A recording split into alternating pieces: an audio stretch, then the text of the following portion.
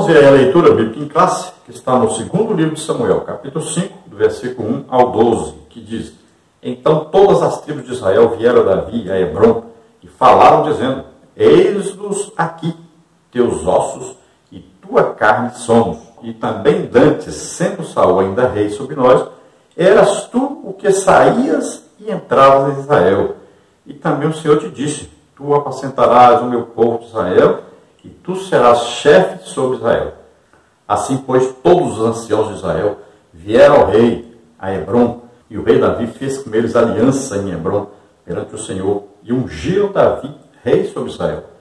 Da idade de 30 anos era Davi quando começou a reinar, 40 anos reinou. Em Hebrom reinou sobre Judá 7 anos e 6 meses, e em Jerusalém reinou 33 anos sobre todo Israel e Judá. E partiu o rei com seus homens para Jerusalém contra os jebuseus que habitavam naquela terra, e que falaram a Davi, dizendo: Não entrarás aqui, a menos que lances fora os cegos e os coxos, querendo dizer, não entrará Davi aqui. Porém Davi tomou a fortaleza de Sião, esta é a cidade de Davi. Porque Davi disse naquele dia: Qualquer que ferir os jebuseus e chegar ao canal, e aos coxos e aos cegos, que a alma de Davi aborrece, será cabeça e capitão. Por isso se diz: Nem cego nem coxo entrará nesta casa. Assim habitou Davi na fortaleza, e lhe chamou a cidade de Davi. E Davi foi edificando em redor, desde Milo até dentro. E Davi se ia cada vez mais aumentando e crescendo, porque o Senhor, Deus dos exércitos, era com ele. E Irão, rei de Tiro, enviou mensageiros a Davi, e madeira de cedro, e carpinteiros e pedreiros, que edificaram a Davi uma casa. E entendeu Davi que o Senhor o confirmava rei sobre Israel, e que exaltava o seu reino por amor de seu povo. Então aí nós já vemos, olha, 2 motivos. Por que o povo do norte, que antes estava separado, não apoiava o reinado de Davi, agora queria que Davi governasse sobre eles? E eles disseram 2 motivos: porque Davi era um guerreiro, né? E porque eles viram que Deus realmente o chamou para ser rei sobre Israel. Vamos então à nossa lição, vamos à introdução. O pujante reinado de Davi não foi circunstancial, aleatório ou por causa de habilidades natas para a guerra. No próprio texto bíblico é dito que suas vitórias e fortalecimento se originavam em Deus, segundo Samuel 8,6. Os 33 anos que ele reinou em Jerusalém e os 7 anos e 6 meses que reinou em Hebrom revelam um rei protótipo do Messias que viria. Por isso Davi é considerado um tipo do Messias.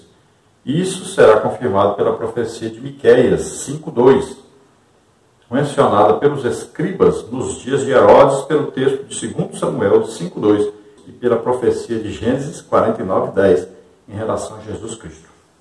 Então veja que o reinado de Davi, ele foi até usado, né, como uma profecia a respeito do reinado de Jesus, do nascimento e o reinado de Jesus. E tu, Belém, Efrata, jamais serás a menor das capitais. De ti vem então aquele que vai ter o cetro, né, o governo. Olha só, quando os magos chegaram, né, aqueles astrólogos chegaram a Jerusalém, na verdade a estrela estava indo para Belém, onde Jesus nasceu, mas ali eles entendem que é Jerusalém, onde vai nascer rei, só pode ser a capital, em Jerusalém. Foram procurar Jesus lá.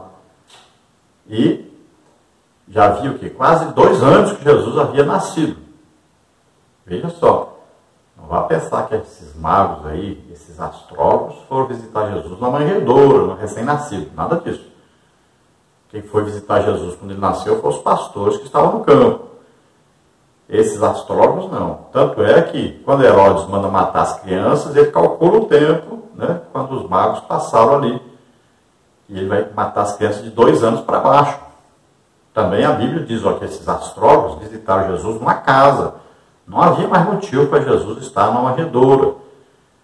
Por quê? Foi só durante o censo que a cidade estava cheia de gente. Depois as casas desocuparam. O povo foi embora. Aí, então, José e Maria foram morar numa casa em Belém. Quando os magos, os astrólogos chegam, não sabemos se eram 3, se eram mais, sabemos apenas que eram 3 presentes, né? Ouro, incenso e mirra. E sabemos aí o significado desses presentes: ouro, a realeza, né? O incenso aí é o sacerdócio, mirra e profeta. Então Jesus, ao mesmo tempo rei, sacerdote e profeta. Então, esses presentes também seriam o quê? Para sustento de Jesus, quando então José e Maria fogem para o Egito, porque Herodes está matando as crianças, lá eles são sustentados exatamente por essas três coisas que eles receberam, esses presentes, que valiam muito dinheiro. E lá eles viveram até o rei Herodes morrer. Aí então, a Bíblia diz, do Egito eu chamei meu filho. Aí eles vão morar em Nazaré, porque está escrito, Jesus seria chamado Nazareno. Então tudo acontece para cumprir o que já estava escrito. Glória a Deus. E nós vamos ver que lá em Gênesis, né, Jacó, quando vai falar então de Judá, ele diz que o cetro não se afastará de Judá. Olha só, ele está falando o quê? Cetro? Que o governo de Israel já estava previsto. Olha só. Antes de existir Saul, Davi, né, já estava escrito que o governante sobre Israel seria da tribo de Judá. Nasceria em Belém. Então tudo nós vamos ver que tem a mão de Deus, né? O próprio chamado de Davi, antes dele nascer, o cuidado de Deus com Davi, né? Tudo tem a mão de Deus sempre ali, coordenando tudo, porque daquele povo ali, descendente de Abraão, nasceria Jesus Cristo. Então vamos ver, tópico 1. Davi é constituído rei.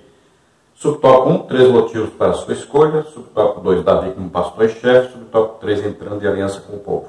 Subtópico 1, então, 3 motivos para a sua escolha. Ninguém é colocado em uma posição apenas por acaso. Tem que haver algum mérito para isso. Davi foi aclamado por toda a tribo de Israel, norte, e ungido rei por três razões.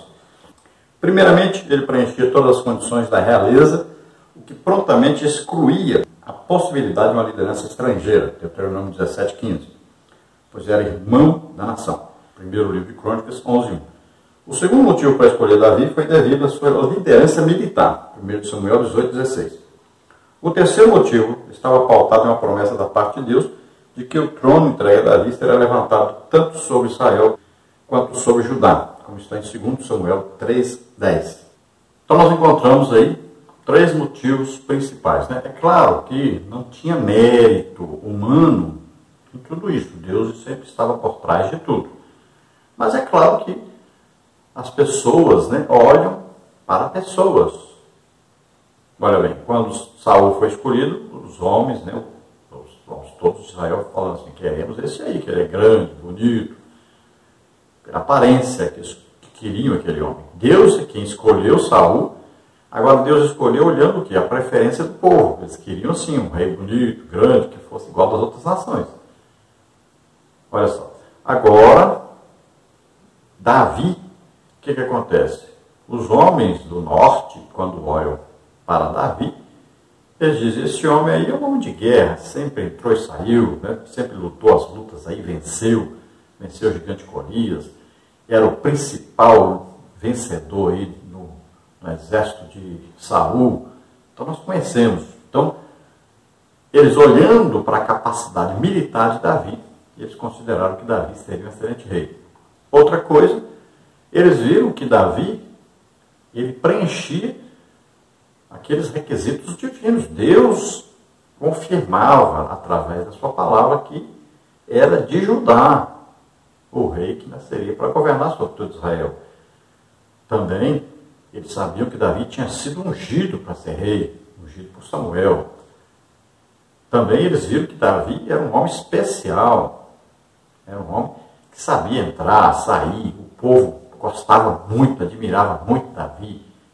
Davi era um homem que nasceu em Belém, pertencia então a Israel, não era nenhum estrangeiro.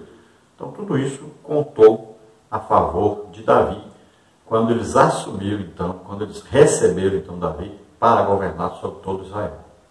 Subtópico 2, Davi como pastor e chefe. Na Bíblia, a figura do pastor de ovelhas serve para descrever os governantes de Israel. Está escrito que Davi deveria agir como chefe e pastor do rebanho. Na qualidade de chefe, em hebraico, Najid, ele seria um capitão, príncipe, líder. Como pastor, em hebraico, Roel, ele cuidaria, apresentaria, apacentaria. Ele se revelaria um amigo especial, do hebraico Piel. Assim Deus zelava pelo seu povo. Salmos 23, 77 e 20. Estava claro que para Davi ter um reinado consolidado, bastava apenas ser um líder, um pastor amoroso, não um déspota ou um tirano. O apóstolo Pedro diz que o pastor deve pastorear o rebanho sem qualquer exibição de domínio, mas sendo o exemplo do rebanho. Primeira Epístola de Pedro, capítulo 5, versículo 3. Paulo diz que não queria dominar a fé de ninguém, antes desejava ser cooperador da alegria de cada cristão. 2 Coríntios 1, 24. Então essa figura do pastor, o pastor, ele dá a vida pelas suas ovelhas, as ovelhas ouvem a sua voz, ele vai à frente do rebanho como exemplo. Então o pastor é aquele que até arrisca a sua vida para que as ovelhas estejam bem. O pastor guarda as ovelhas, né, protege as ovelhas dos seus inimigos, né, dos lobos, aí urso, leão, então ele protegia. Então Davi é esse tipo de homem, é um pastor. Ele trataria Israel com suas ovelhas. E ele próprio considerava-se uma ovelha de Deus. Olha, ele diz, olha, o Senhor é o meu pastor, nada me faltará. Olha, ele considerava-se como uma ovelha. E ele, quando tratava com o povo, ele se considerava o pastor desse povo, para cuidar desse povo. Qual o maior exemplo que Davi dava para o povo? O exemplo de ser um adorador, de sempre estar buscando comunhão com Deus, sempre estar buscando a presença de Deus. Então era um homem que escreveu vários salmos, né? E ele sempre estava interessado em louvar a Deus, em adorar a Deus, em estar na presença de Deus. E é um homem que sempre buscou colocar Deus como centro de tudo que acontecia em Israel. Subtópico 3, entrando em aliança com o povo. Ninguém consegue fazer alguma coisa sozinho. Tendo qualidades de bom guerreiro e de bom líder, Davi não poderia governar sem o povo. Portanto, precisava fazer aliança com todos para ter um reino bem fortalecido. Observe que a aliança que ele firma tem características pastorais, não monárquicas. Por isso foi ungido o rei sobre Israel e todos prometeram lealdade ao novo rei. Então nós podemos ver nas guerras de Davi, ele colocava todo o povo para ser servo, então trabalhar para Israel. E ele, a Bíblia declara que ele era um justo juiz, ele julgava tudo com justiça, tratava muito bem as pessoas. Então ele tinha aí uma força política muito forte. Ele sabia como tratar os inimigos, como tratar os amigos, como unir toda a nação em torno do seu governo.